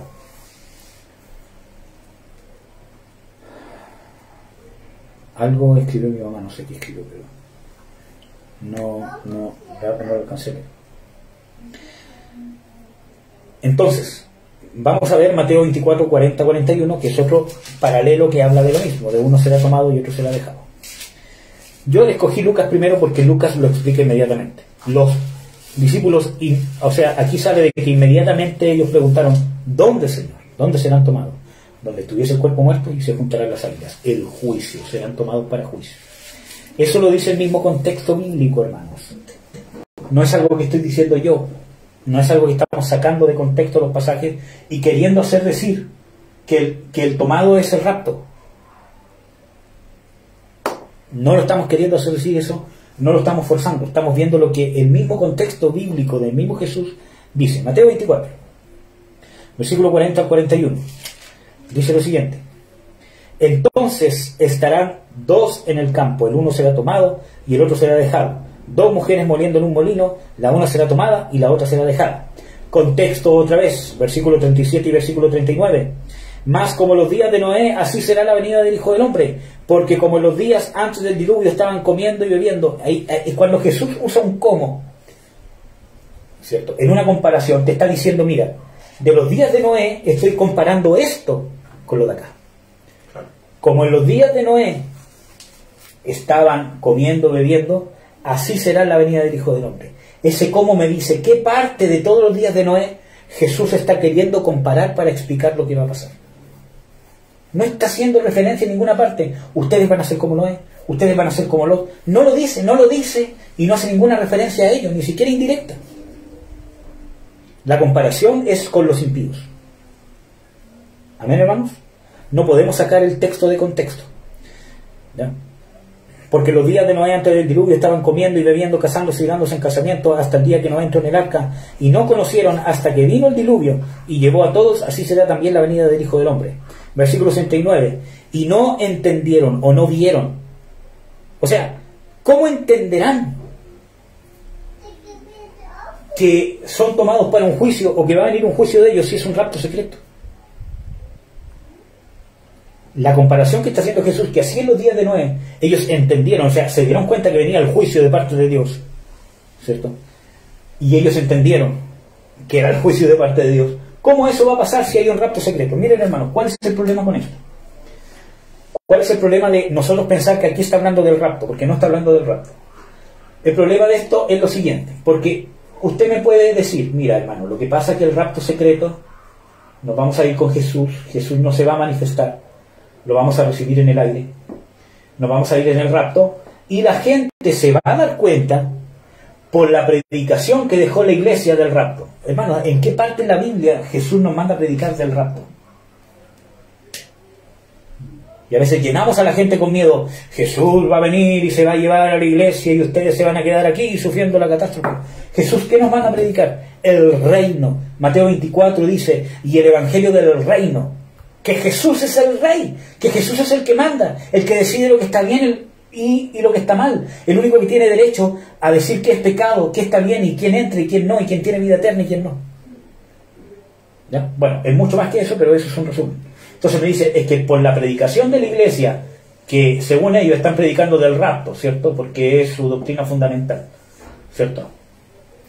Y entonces, por esa predicación la gente se va a dar cuenta. Pero aquí hay un problema. ¿Por qué? Porque aquí dice de que en ese día, en la manifestación del Hijo del Hombre, que ellos creen que es el rapto secreto, ¿cierto? Si nosotros intentáramos creer esto, ¿cierto? Dice que en los días de Noé vamos a ser raptados, como en los días de Noé vamos a ser raptados, y esto es un ejemplo del arca, o de Lot que huyó, ¿cierto? Y que ahí se van a manifestar los juicios sobre la tierra, y por eso la gente se va a dar cuenta. Nosotros vemos de que esto no es bíblico, porque el anticristo no va a desatar la ira de Dios sobre la humanidad. La Biblia dice de que el anticristo va a perseguir ¿a quién? A la humanidad, a la iglesia. La gente va a estar de acuerdo con ponerse la marca, porque va a haber paz, va a haber prosperidad, economía, todo lo demás. La persecución va a ser para los santos. Entonces el anticristo no es para manifestar los juicios de Dios sobre la humanidad impía. Entonces, ¿cómo se van a dar cuenta los impíos de que viene un juicio de Dios si no va a haber ningún juicio sobre ellos, si el rapto fuese secreto? Porque el anticristo le va a dar paz y prosperidad. ¿Cómo se van a dar cuenta? Entonces, esto no es posible, porque que se manifiesten los juicios aquí inmediatamente sobre la humanidad, como se cree de que la gran tribulación es el derramamiento de la ira de Dios sobre la humanidad y el castigo, ¿cierto? No puede ser posible, porque el anticristo le va a dar paz y seguridad. Los únicos que van a ser perseguidos y que van a sufrir en la manifestación del anticristo no es el mundo. El mundo va a estar recontento con el anticristo, lo va a amar, porque va a representar todo lo que es el mundo, todo lo que quiera el mundo. Los que van a ser perseguidos son los santos, independientemente que ustedes crean que aquí solo los santos son el pueblo de Israel convertido, pero solo van a ser perseguidos ellos. El mundo no va a estar bajo juicio. Entonces, ¿cómo se va a cumplir las palabras del Señor Jesucristo de que uno será tomado, otro será dejado, como los días de Noé, ¿cierto? Y todo este contexto bíblico que estamos viendo en Mateo 24, ¿cómo se va a cumplir de que se darán cuenta de que viene sobre ellos el juicio, como en los días de Noé y de Lot? ¿Cómo se va a dar cuenta si no viene ningún juicio sobre ellos? Van a estar recontentos. Si esto es verdad, el mundo va a estar recontento. Se fueron los cristianos. Pongamos las leyes que queramos. Ya no hay quien nos impida. Ya no hay ninguno que no hable de moral, que no hable que está mal el aborto, que está mal el sexo antes del matrimonio, que está mal la fornicación, que está mal ser gay, ¿cierto? Y todo lo demás, y toda la multitud de géneros que inventamos. Ya nadie nos dice que esté mal. Tenemos chip libre. ¿Se van a dar cuenta que hay un juicio? Si el anticristo va a promover y avalar todo esto, ¿cómo se va a cumplir esta palabra? Es antibíblica, no se cumple en este pasaje. Este pasaje no se podría cumplir si esto fuese verdad.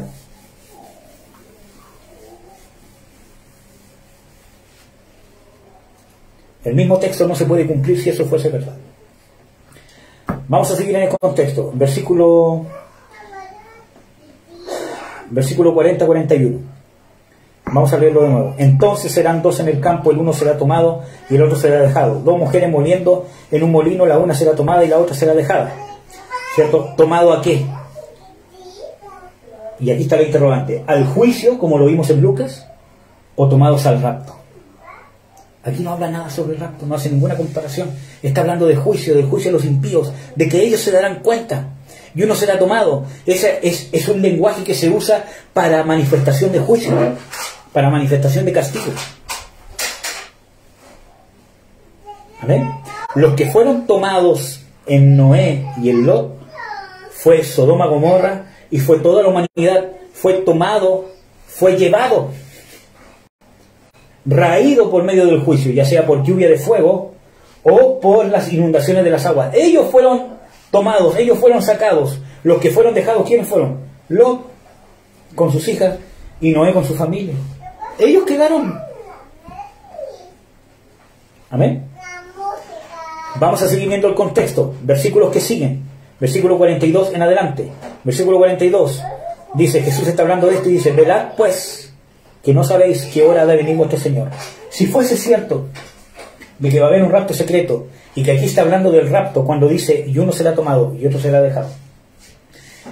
El consejo del versículo 42, ¿para quién sería? Para los mundanos. ¿Por qué tengo que velar yo si voy a ser raptado antes del juicio? ¿Para qué me voy a preocupar? Versículo 42 dice, uno será tomado y otro será... Velad pues, porque no sabéis a la hora que ha venido vuestro Señor. ¿Ese es un consejo para el mundo? ¿A quién le está hablando Jesús? A los discípulos. A ellos le está diciendo, ustedes no saben a qué hora va a venir su Señor, por lo tanto velad. Porque cuando venga el Señor va a venir a hacer juicio, a castigar la maldad. ¿Ya? Versículo 44. Por tanto también vosotros estad apercibidos, porque el Hijo del Hombre ha de venir a la hora que no sabéis. Es para los mundanos porque dicen de que cuando la Biblia habla de que el Hijo del Hombre vendrá como ladrón en la noche, es para los mundanos. Hermanos, no hemos encontrado ningún versículo bíblico de que habla de eso. Aquí dice, les está hablando a los discípulos de que vendrá como ladrón. Versículo 43. Pero si sabed que si el padre de familia supiese a qué hora vendría el ladrón, velaría y no dejaría minar su casa. Dice, por tanto, o sea, a causa de que así va a ser la venida de Jesús, ¿cierto? También vosotros estad apercibidos, porque el Hijo del Hombre ha de venir a la hora que no pensáis. ¿Qué más? Versículo 46-47. Bienaventurado aquel siervo al cual cuando el Señor viniere le hallare haciendo así. ¿Está hablando a los mundanos? Mundanos, bienaventurados sois si estáis haciendo la voluntad de Dios. Si para hacer la voluntad de Dios primero tienen que ser salvos. Nadie puede hacer la voluntad de Dios si no es por el Espíritu Santo. Vamos a ver, versículo 47. De cierto digo que sobre todos sus bienes le pondrá tribunal de Cristo. Miren, qué tremendo es. Venida del Señor Jesucristo, juicio. Vimos que esto no puede ser secreto, porque el juicio tiene que ser manifiesto, ¿cierto?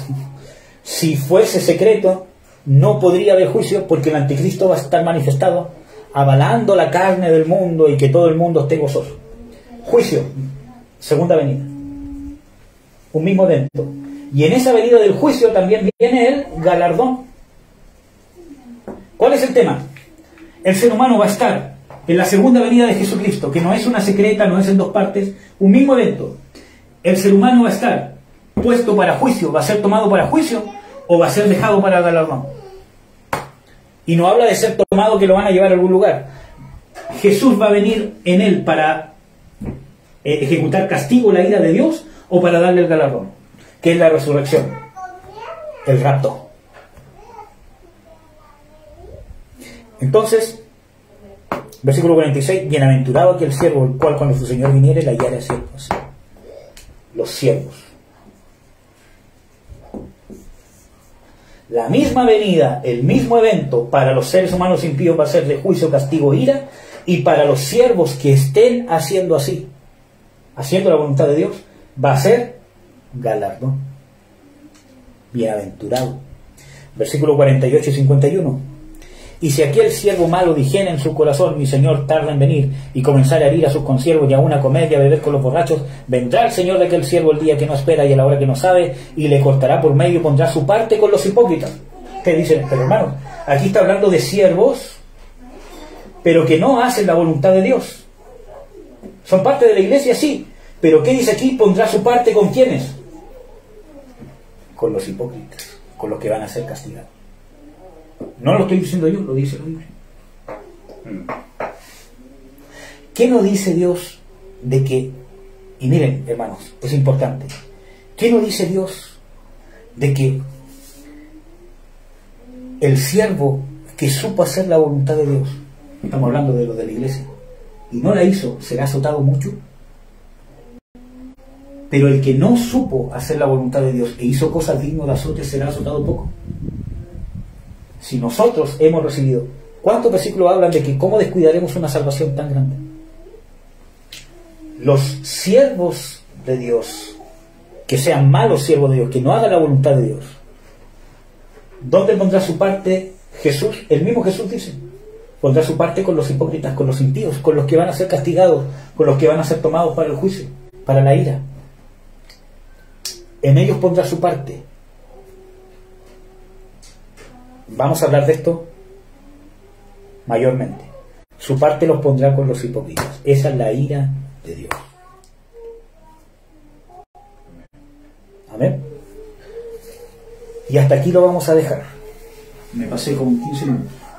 Vamos. No hemos terminado lo que yo iba a dar en la primera plenaria. Según mi mente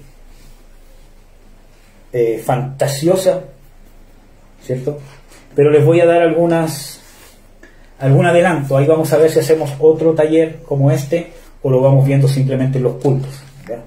Porque es bien desgastante también poder hacer un taller de esto quizás tan seguido. Y tenemos otras cosas que hacer, especialmente el próximo fin de semana y el subsiguiente. Pero ¿qué vamos a ver? Vamos a seguir viendo errores que se cometen. Cuarto error, porque ya vimos 3. ¿Cuáles vimos?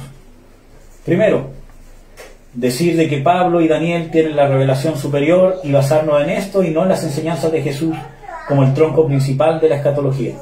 Segundo, vimos dividir en 2 la segunda venida de Jesús, que ya vimos con todos los argumentos bíblicos, ¿cierto?, y hermenéuticos, de que esto bíblicamente es imposible hacerlo.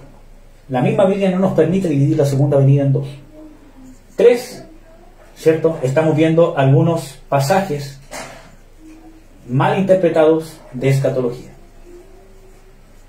Entre esos vimos Juan 14, vimos 2 de Corintios 5, de la habitación celestial, y ahora estamos viendo uno será tomado y el otro se la ha dejado. Y creo que vimos otro antes, pero bueno. No, esos. Uno se la ha tomado y el otro se la ha dejado. Que ahí se me borró. Vimos eso. Y ahora vamos a ver el cuarto, para la próxima vez que nos juntemos, que yo creo que va a ser en los cultos. Que son comparaciones erradas. Erradas con la segunda venida. Y en esto tenemos subtemas. Elías. Después tenemos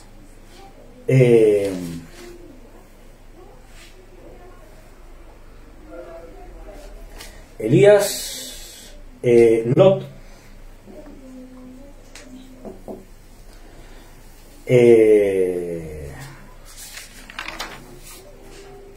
Noé,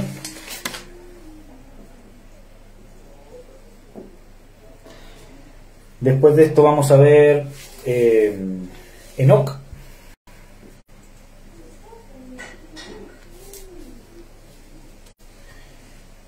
eso. Y estas comparaciones que se hacen, porque muchas veces se hace que Elías, cuando fue llevado en el carro de fuego, ¿cierto?, lo hacen en una comparación con la segunda venida, que cuando él fue alzado está hablando del rapto. Vamos a ver que eso no es así. No hay evidencia bíblica de eso. Vamos a ver que Lot, justamente lo que veíamos, de que el hecho de él ser sacado del lugar está hablando que nosotros vamos a ser sacados. Vamos a ver de que eso no es así. Noé, lo mismo. Como Jesús hace esta comparación, se dice, como los días de Noé. Entonces, como Noé es metido en el arca, nosotros vamos a ser metidos en el cielo atmosférico para salir del juicio de Dios. No es así. Enoc también se hace esa comparación, que como fue traspuesto, ese traspuesto es un ejemplo, una antesala, un prototipo del rapto. No lo es, en ningún pasaje hace referencia a eso. Vamos a ver que no es así, lo vamos a comprobar bíblicamente. Ahora solamente se lo estoy diciendo. Después de eso vamos a ver otro error común, que es creer que Dios nos ha prometido entrar en el cielo. Dios no nos ha prometido entrar en el cielo, sino heredar la tierra. Ese es el quinto error. Que Dios nos ha prometido el cielo. Y los otros errores que vamos a terminar viendo va a ser 6. Confundir la gran tribulación con el día de la ira,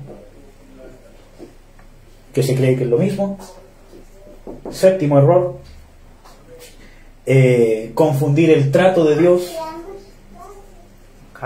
Cuidado, ¿no? con el pueblo de Israel, confundirlo con el trato de Dios a la iglesia.